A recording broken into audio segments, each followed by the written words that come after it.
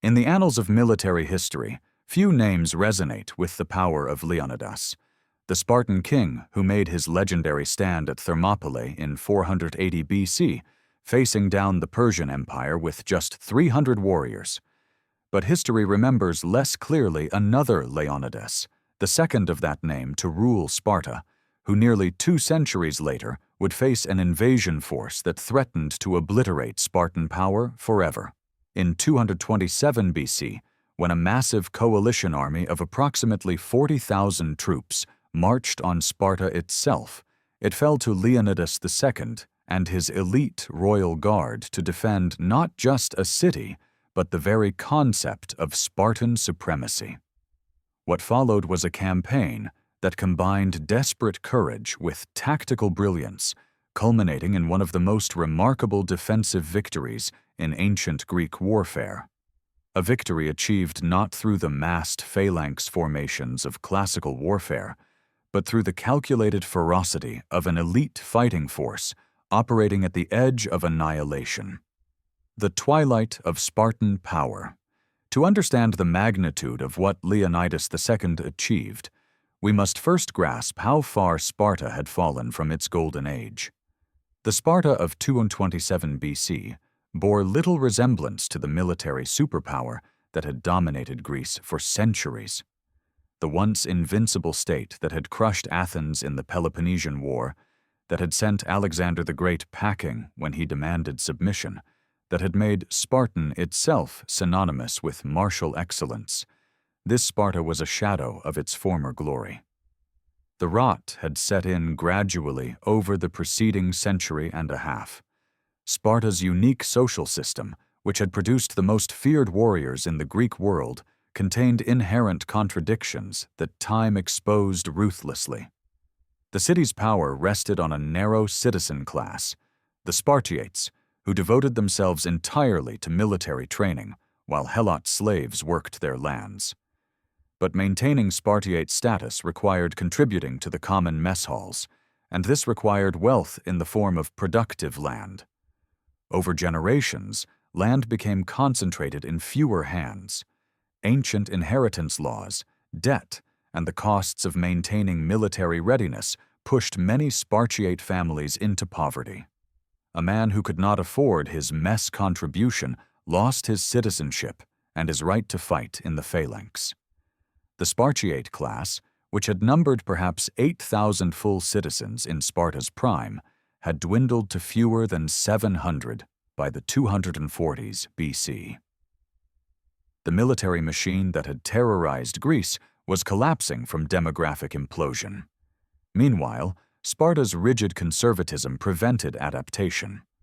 While other Greek states evolved, adopting new military technologies, developing diverse economies, experimenting with different political systems, Sparta clung to the social order established by the semi-mythical lawgiver Lycurgus centuries earlier. Change was seen as corruption, innovation as weakness. The Agougi training system still produced superb individual warriors, but there were simply too few of them to matter on the battlefields of the Hellenistic age. The rise of Macedon under Philip II and Alexander the Great had fundamentally altered Greek power dynamics. The Macedonian phalanx, combined with heavy cavalry and siege engines, represented a new type of warfare for which Sparta's traditional methods were ill-suited. After Alexander's death, his successors carved up his empire, and their conflicts created a volatile international environment where old certainties meant nothing. By the time Leonidas II ascended to one of Sparta's 2 kingships around 254 BC, the state faced existential crisis. The Spartiate class continued shrinking. Spartan military power had become almost irrelevant in broader Greek politics. The Helots, who vastly outnumbered their masters, grew restive as Sparta's ability to enforce discipline weakened. And surrounding powers, particularly the Achaean League to the north, saw opportunity in Sparta's decline. The revolutionary king into this crisis stepped one of the most controversial and fascinating figures in Spartan history, King Cleomenes III. He ascended to power in 235 BC, alongside his more conservative co-king Archidamus Thibiv. But where Archidamus represented continuity, Cleomenes embodied revolutionary change. Young, charismatic, and influenced by philosophical currents that emphasized justice and equality, Cleomenes looked at Sparta's decline and concluded that only radical reform could save the state. Cleomenes began cautiously, achieving some military successes against the Achaean League that restored Spartan prestige. But he understood that battlefield victories were meaningless without addressing the underlying demographic and economic crisis. Sparta needed more citizens, which meant redistributing land to rebuild the Spartiate class. This would require breaking the power of the wealthy oligarchs who controlled most of Sparta's productive territory. In 227 BC, Cleomenes made his move. In what amounted to a coup d'état, he orchestrated the assassination of the ephors, the 5 annually elected magistrates who nominally checked royal power. He forced the conservative co-king into exile and assumed sole control of Sparta. Then he implemented reforms that would have been unthinkable a generation earlier. He canceled debts, redistributed land to create new Spartiate citizens, and extended citizenship to select perioeci, the free non-citizen population who lived in Spartan-controlled territory. These reforms were revolutionary in the truest sense. They overturned the social order and threatened to create a new, more egalitarian Sparta based on restored military citizenship. For the first time in generations, young men who had been excluded from full Spartiate status found themselves elevated to citizenship, receiving land and the right to train in the agog system. Sparta's army, which had dwindled to a few hundred full citizens, suddenly expanded to several thousand motivated warriors. The oligarchs Cleomenes had dispossessed fled Sparta, taking their wealth and connections with them. Many went to the Achaean League, where they found a receptive audience. The League, led by the brilliant statesman and general Aratus of Zicyon, had been fighting Sparta for years with mixed results. Now, presented with exiled Spartans claiming Cleomenes was a tyrant who had destroyed Sparta's ancient constitution, Aratus saw an opportunity to crush Spartan power permanently. But Cleomenes's reforms had created an unexpected complication. They worked. The expanded citizen body, motivated by genuine belief in Sparta's revitalization, proved formidable in battle. Through 227 and 226 BC, Cleomenes won a series of stunning victories against the Achaean League, conquering cities and threatening to dominate the entire Peloponnese. Sparta, written off as a declining power, had suddenly become dangerous again. Aratus faced a terrible choice. The Achaean League was losing to Sparta, and continuing the war might result in total defeat. But accepting Spartan hegemony was unthinkable. It would mean the end of Achaean independence and the triumph of Cleomenes' revolutionary model, which threatened the oligarchic order throughout Greece. Desperate, Aratus made a decision that would shock the Greek world. He invited Macedon to intervene. The Macedonian Shadow, Macedon under King Antigonus III. Doson was one of the great powers of the Hellenistic world. Antigonus, who served as regent for the young Philip V, had restored Macedonian authority in northern Greece after a period of weakness. He commanded professional armies trained in the Macedonian tradition established by Philip II and Alexander the Great. His phalanx pikemen, cavalry, and light infantry represented the cutting edge of Hellenistic military technology. For Aratus to invite Macedonian intervention into Peloponnesian affairs was a profound betrayal of Greek autonomy. For generations, Greek states had resisted Macedonian domination. But Aratus calculated that Macedonian overlordship was preferable to Spartan hegemony and the spread of Cleomenes's revolutionary reforms. He offered Antigonus control of Corinth, a strategic prize that controlled access to the Peloponnese, in exchange for military support against Sparta. Antigonus accepted eagerly. A Macedonian-sponsored settlement in the Peloponnese would extend his influence and weaken potential rivals. More importantly, crushing Cleomenes would eliminate a dangerous revolutionary whose ideas about debt cancellation and land redistribution might inspire similar movements elsewhere. In 227 BC, Antigonus began assembling a massive coalition army. The force that gathered under Macedonian leadership was the largest seen in Greece for decades. Antigonus brought approximately 20,000 Macedonian troops, including 10,000 pike-armed phalangites who formed the core of his army, backed by 1,500 heavy cavalry and various light infantry and skirmisher units. The Achaean League contributed perhaps 15,000 troops of varying quality. Other Greek states, seeing the way the wind was blowing, sent contingents, perhaps another 5,000 soldiers combined.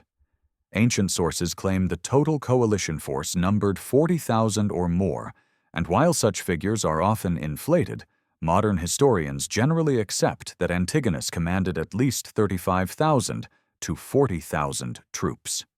Against this juggernaut, Cleomenes could field perhaps 5,000 to 6,000 soldiers at most. His reforms had increased Spartan military manpower, but not nearly enough to match a coalition of this size. Moreover, many of his troops were newly minted citizens, granted land and status only in the past year or two. They had been through the agagi training, but lacked the battlefield experience of veteran troops. The odds were overwhelming. The defense of Sparta.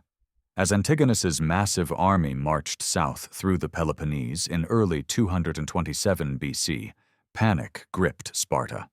Cities that had supported Cleomenes' expansion hastened to defect to the coalition, preferring Macedonian protection to uncertain loyalty to a Sparta that seemed doomed. Cleomenes' strategic position deteriorated rapidly as his territorial gains evaporated and his lines of supply were cut. Militarily, the situation was nearly hopeless.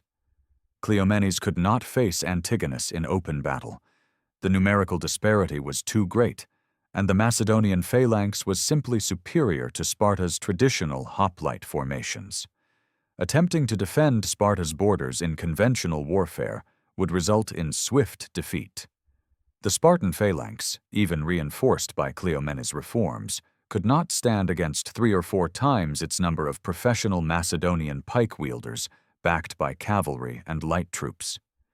But Sparta had one crucial advantage.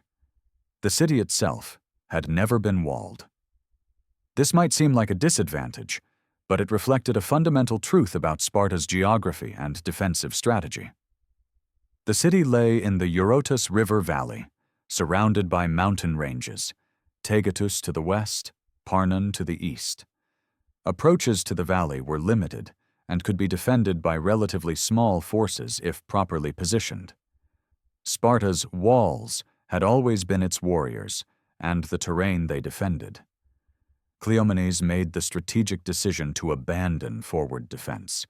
He would not try to hold territory or meet the coalition in open battle. Instead, he would use Sparta's geography to fragment the invading force, forcing them to attack through narrow mountain passes and restricted terrain where their numerical superiority would be negated. This required abandoning the traditional Spartan preference for open battle in favor of ambush, harassment, and defensive warfare, tactics that older generations would have considered dishonorable. This is where Leonidas II enters the historical record with sudden prominence. As the conservative co-king who had been marginalized by Cleomenes' reforms, Leonidas had gone into exile rather than accept the revolutionary changes.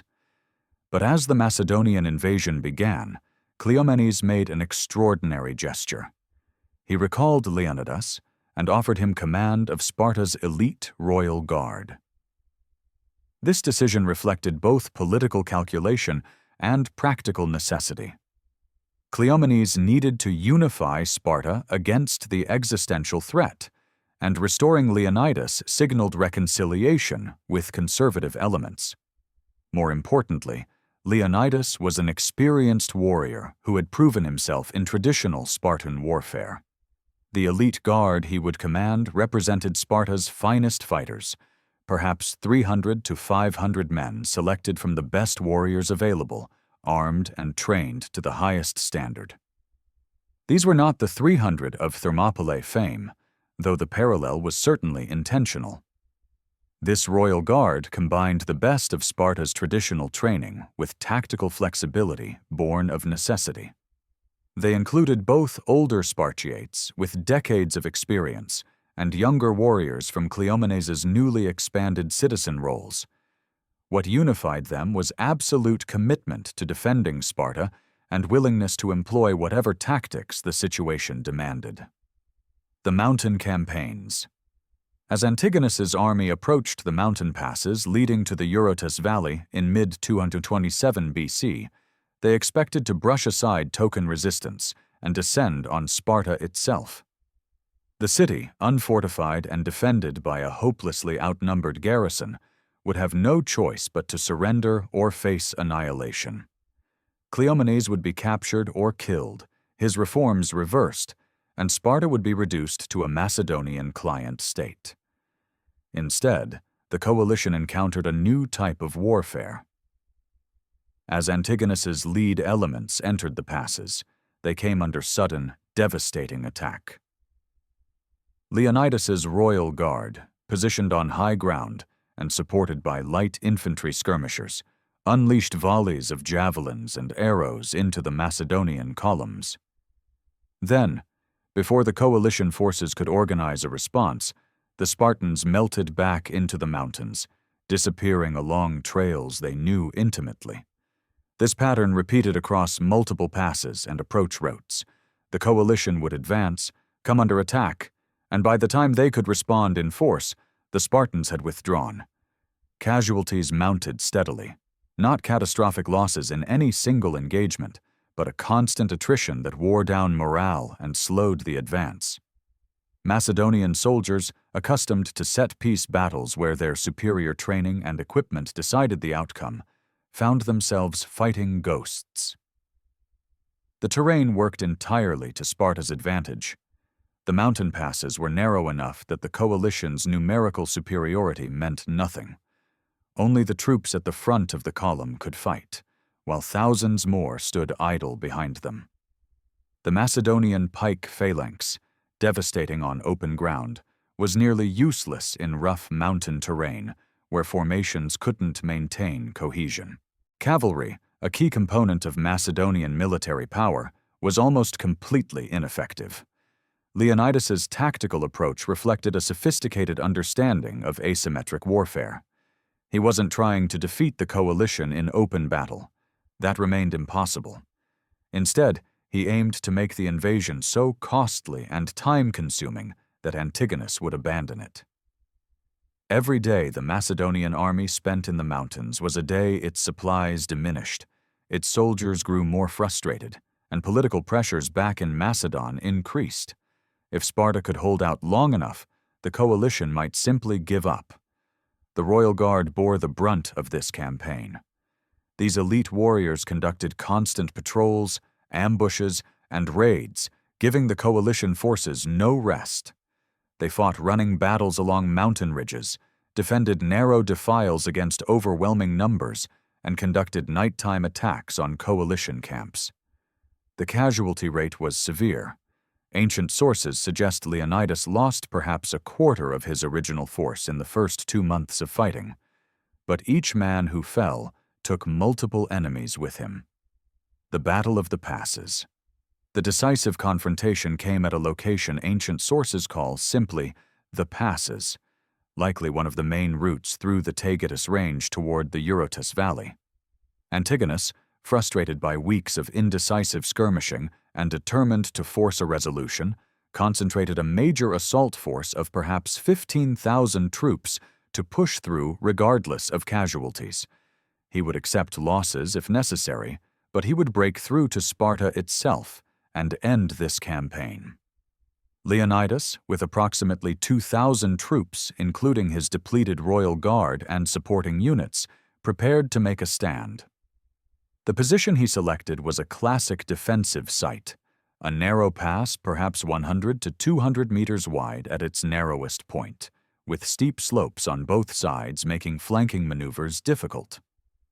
Ancient accounts compare it explicitly to Thermopylae, though the tactical situation was quite different. The Spartan position was organized in depth.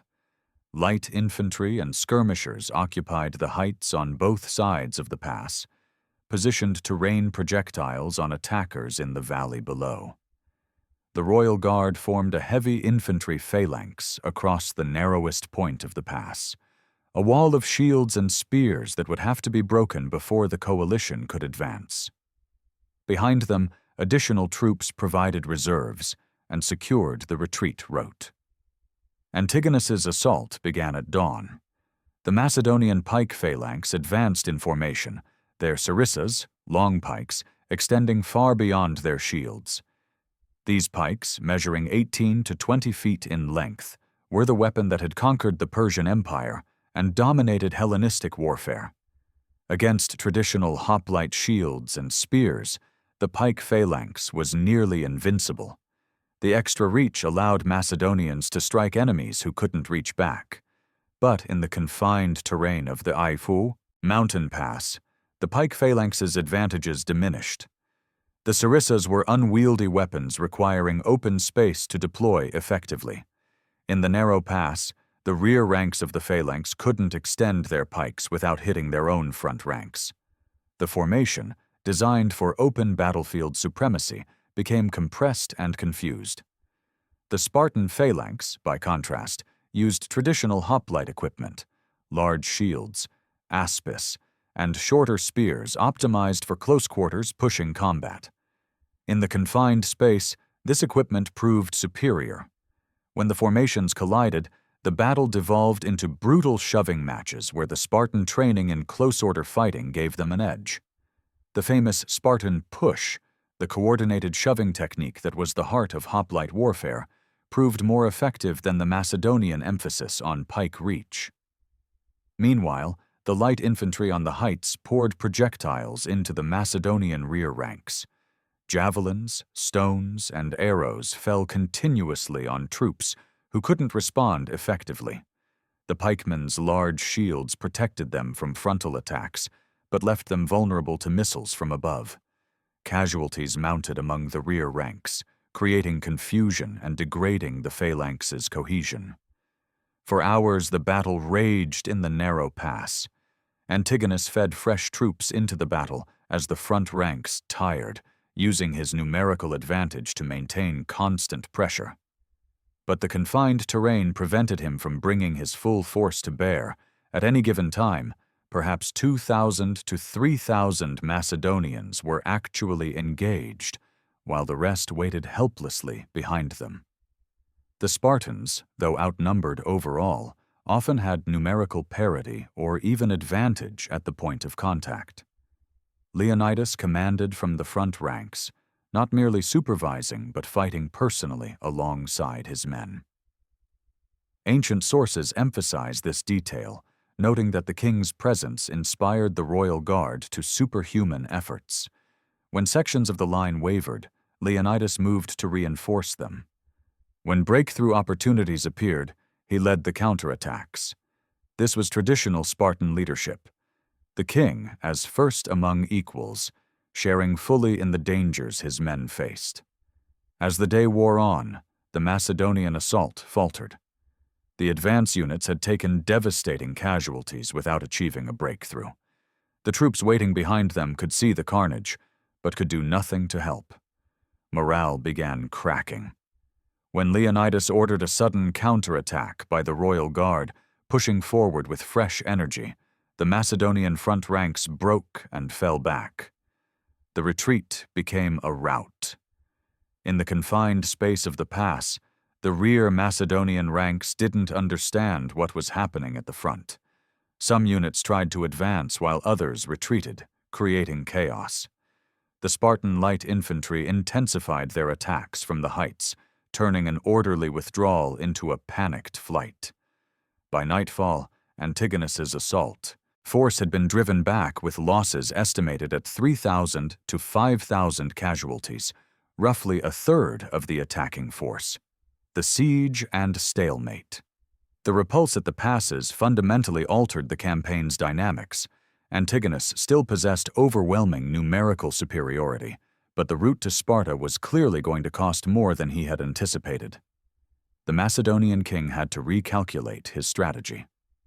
Rather than continue frontal assaults through the passes, Antigonus attempted a siege strategy. He positioned forces to block the main routes in and out of the Eurotas Valley, hoping to starve Sparta into submission. Coalition forces seized and occupied the Perioecic towns around Sparta's periphery, cutting off external supplies. The plan was to wait Sparta out. Eventually, food would run short, and Cleomenes would have to negotiate. This strategy had merit in theory, but faced practical problems. Sparta, though surrounded, was not completely sealed off. Mountain trails that coalition forces couldn't effectively patrol allowed supplies to trickle in. Moreover, Sparta's territory included agricultural land within the valley itself. The city could feed its population at subsistence levels even without external trade.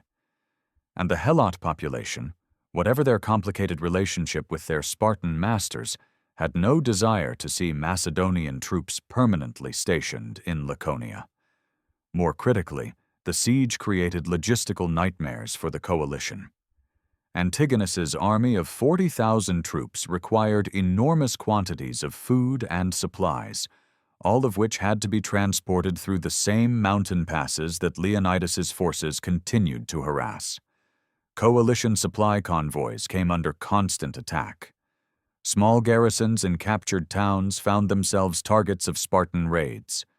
The besiegers were themselves under siege, their lines of communication stretched dangerously thin. Through the winter of 227-226 BC, this uncomfortable stalemate persisted. Neither side could achieve decisive victory. Antigonus couldn't break through to Sparta without accepting casualties he considered unacceptable. Cleomenes and Leonidas couldn't drive off the coalition forces, but could make their presence in Laconia expensive and frustrating. The campaign had become a war of attrition, exactly the situation Leonidas's defensive strategy had aimed to create. The diplomatic dimension. While military operations continued, diplomatic maneuvering intensified. Cleomenes sent envoys throughout Greece, arguing that Antigonus's intervention represented Macedonian imperialism, threatening all Greek autonomy. He portrayed himself as defender of Greek freedom against foreign domination, conveniently ignoring that his own revolutionary reforms had triggered the crisis. Some Greek states, particularly those wary of Macedonian power, listened with interest. Antigonus countered with his own propaganda, emphasizing Cleomenes' tyrannical overthrow of Sparta's traditional constitution and the threat his revolutionary ideas posed to social order throughout Greece. The Achaean League, desperate to justify inviting Macedonian intervention, claimed they were defending Greek civilization against a dangerous radical who threatened to overturn all established norms. The truth, as usual, lay between these competing narratives. Cleomenes was indeed a revolutionary who had destroyed Sparta's traditional oligarchic order, but his reforms had genuine popular support and had revitalized Spartan power. Antigonus was indeed imposing Macedonian influence on the Peloponnese, but he was doing so at the invitation of Greek states terrified of Spartan expansionism. Both sides could claim legitimacy. Both were acting from mixed motives combining genuine principle with raw self-interest. Within Sparta itself, Leonidas's successful defense had created an unexpected political situation.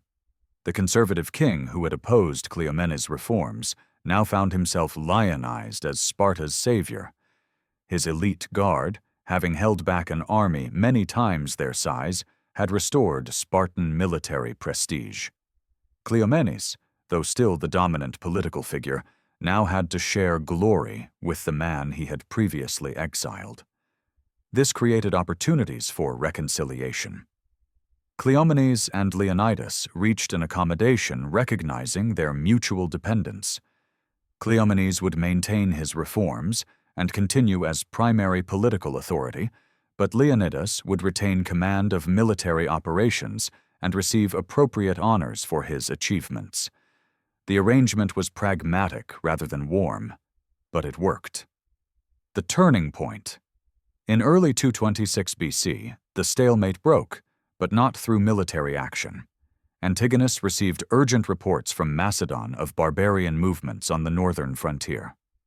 The Illyrians and other tribal groups, sensing Macedon's military forces were committed in the Peloponnese, were probing for weakness. If Antigonus didn't return to deal with these threats, he might face a major invasion that could threaten Macedon itself. Simultaneously, maintaining the coalition in Laconia was straining Macedonian finances. The promised easy victory had turned into an expensive quagmire. Macedonian soldiers, who had expected to sack Sparta and return home wealthy, instead found themselves garrisoning cold mountain positions and fighting inconclusive skirmishes. Morale problems spread through the coalition forces. Antigonus faced a choice remarkably similar to what Leonidas had hoped to force upon him: continue an increasingly expensive and politically dangerous campaign, or negotiate a settlement and withdraw with dignity. The Macedonian king, whatever his martial abilities, was also a pragmatic politician. He opened negotiations with Cleomenes. The resulting settlement was complex and face-saving for both sides. Cleomenes agreed to acknowledge Macedonian preeminence in broader Greek affairs and to limit Spartan expansion beyond Laconia.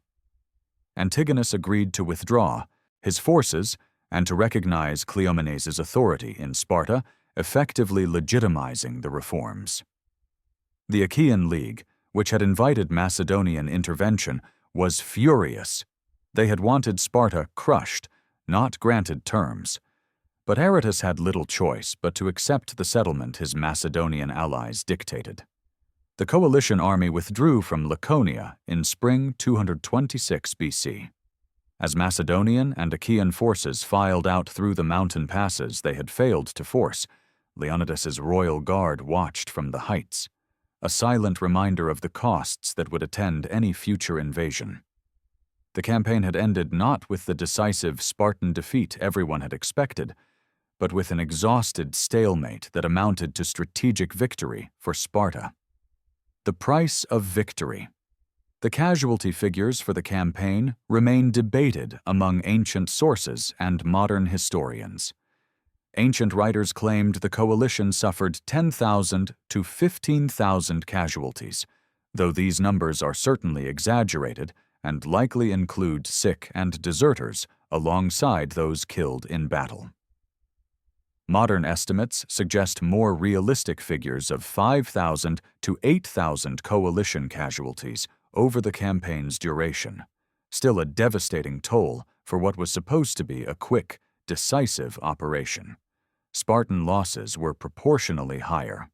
Leonidas's royal guard, which began the campaign with perhaps 300 to 500 elite warriors, suffered casualty rates approaching 50%. The supporting forces took comparable losses. Perhaps 1,500 to 2,000 Spartans died defending their homeland, a grievous toll for a state with limited manpower reserves. But the strategic result was clear. Sparta had survived. A coalition force of 40,000 troops led by one of the era's most capable generals had been fought to a standstill by a far smaller force, using terrain, tactics, and sheer determination. The myth of Macedonian invincibility in Greek affairs had been punctured. Cleomenes' reforms, which the coalition had marched to destroy, remained in effect. Sparta's revival, which had seemed doomed, continued. Leonidas II emerged from the campaign as one of Sparta's great military heroes. While he never achieved the legendary status of his namesake at Thermopylae, contemporary sources celebrated his leadership and tactical acumen. The defensive campaign he conducted became a case study in how inferior forces could defeat superior ones through intelligent use of terrain, maintaining morale, and refusing to fight on the enemy's terms. The aftermath and legacy. The reprieve Leonidas won for Sparta proved temporary. In 222 BC, just 4 years after the campaign we've examined, Antigonus returned with another massive army. This time he brought even greater forces and was determined not to repeat his earlier failure. At the Battle of Salacia, fought on more open ground where the Macedonian advantages could be fully employed, Cleomenes' army was crushed. The Spartan king fled into exile in Egypt, where he would eventually die in a failed revolt. Sparta was occupied by Macedonian forces, and Cleomenes' reforms were systematically dismantled. Leonidas II's fate in these later events is unclear. Sources conflict on whether he died at Salacia, survived to witness Sparta's occupation, or had died in the intervening years. What is certain is that his defensive campaign of 227 to 226 BC bought Sparta 4 additional years of independence and proved that even in the Hellenistic age, when military monarchies commanded vast resources, smaller states could still resist successfully if led with skill and courage. The tactical lessons from Leonidas's campaign influenced military thinking for generations. The demonstration that terrain could offset numerical superiority, that defensive operations could exhaust larger attacking forces, and that elite troops fighting on their home ground could accomplish seemingly impossible feats. These lessons were studied by commanders facing similar situations. The Roman general Fabius Maximus, when developing his famous delaying strategy against Hannibal 2 decades later, may well have drawn inspiration from how Sparta had frustrated Macedonian invasion. The campaign also highlighted the continuing relevance of elite warrior formations. Throughout history, military theorists have debated the relative merits of mass armies versus small professional forces. Leonidas's royal guard demonstrated that elite troops, properly employed, could achieve effects vastly disproportionate to their numbers. The 300 to 500 warriors of the guard, expanded with supporting troops to perhaps 2,000 at maximum, had essentially fought a coalition of 40,000 to a standstill. The force multiplier effect of superior training, motivation, and leadership remained as relevant as ever. The broader context: Sparta's final century. The campaigns of 227 to 226 BC represented one of the last times Sparta would play a significant role in Greek military affairs. The settlement that followed temporarily preserved Spartan independence, but the underlying structural problems, limited manpower, resistance to adaptation, economic weaknesses, remained. When Macedon finally did conquer Sparta in 222 BC, the city's period as an independent military power effectively ended. Sparta continued to exist as a city for centuries thereafter, eventually becoming a curiosity within the Roman Empire, a living museum of archaic Greek customs that attracted wealthy tourists interested in experiencing sanitized versions of the agage training system. Roman emperors occasionally visited to watch young Spartans engage in ritual floggings and military exercises. But this was heritage tourism, not military relevance.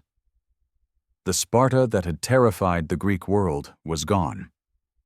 Yet the campaigns of Leonidas II remained in memory as the last time Sparta demonstrated the military excellence that had made its name legendary. The royal guard's stand in the mountain passes, the successful defense against overwhelming odds, the tactical sophistication that turned terrain into an ally. These achievements reminded the Greek world that even in decline, Sparta could still produce warriors and commanders worthy of its traditions. Military innovation and tradition. From a military history perspective, Leonidas II's campaigns represented a fascinating synthesis of innovation and tradition. The tactical approach, using terrain, conducting guerrilla-style harassment, refusing decisive battle on unfavorable terms, violated traditional Spartan military doctrine. Classical Sparta had emphasized open battle, direct confrontation, and victory through superior training and courage. Avoiding battle, using ambushes, and fighting defensively from prepared positions would have been considered unworthy of Spartan warriors in earlier eras. Yet Leonidas employed these un-Spartan methods in service of the most Spartan goal imaginable, defending Laconia against foreign invasion. He adapted means while remaining absolutely committed to ends. This flexibility, combined with the fundamental excellence of Spartan military training, created a formidable combination that the coalition could not overcome. The Royal Guard itself represented a synthesis of old and new. These were warriors trained in the agog system, according to methods dating back centuries, yet they fought with tactical flexibility and adaptability that would have shocked earlier generations of Spartans. They could fight in traditional phalanx formation when appropriate, but could also conduct mountain warfare, nighttime raids, and guerrilla operations when circumstances demanded. This versatility, more than any single factor, enabled their success. The campaign also demonstrated the continuing importance of leadership in warfare. Leonidas's personal courage and tactical skill inspired his troops to extraordinary efforts. Ancient sources consistently emphasize that the king fought in the front ranks, shared all dangers with his men, and personally led critical counterattacks. This leadership style, the commander as first among equals rather than as distant strategist, resonated deeply with Spartan military culture and contributed crucially to maintaining morale through months of difficult fighting. Conclusion: the measure of victory. When we speak of King Leonidas II's elite guard destroying 40,000 invaders, we must be precise about what this means. The coalition army was not annihilated in a single catastrophic battle. The casualties inflicted, perhaps 5,000 to 8,000 killed over several months of campaigning, represented perhaps 15 to 20% of the invading force. Many coalition soldiers returned home physically unharmed. But destruction comes in forms beyond body counts. The coalition's strategic objectives were completely frustrated. The plan to conquer Sparta, overthrow Cleomenes, and reverse his reforms failed utterly. The enormous resources expended, the logistics of moving and supplying $40,000 troops through difficult terrain, the financial costs, the political capital, yielded nothing. The Macedonian military reputation, built on generations of victories, suffered a serious blow, and the moral and psychological impact of the defeat resonated throughout the Greek world. For Sparta, the victory was incomplete but genuine. The state survived, independence was maintained, and reforms continued. The demonstration that even in the Hellenistic age, Sparta could still field warriors capable of defeating far larger forces restored prestige and pride. The 4 years of continued independence that Leonidas's defense secured represented a significant achievement given the alternative of immediate conquest and occupation. The elite Royal Guard, reduced from perhaps 500 warriors to fewer than 250 survivors, had achieved something remarkable. They had fought the military superpower of their era to a standstill, protected their homeland, and demonstrated that training, courage, and intelligent tactics could overcome numerical inferiority. They had proven that the Spartan tradition of military excellence, though adapted to new circumstances, remained viable in a changed world. Leonidas II never achieved the immortal fame of his namesake at Thermopylae. His defensive campaign of 227 to 226 BC lacks the tragic grandeur of that earlier battle, the poetic finality of 300 warriors making a doomed last stand. But in purely military terms, what Leonidas II accomplished was arguably more impressive.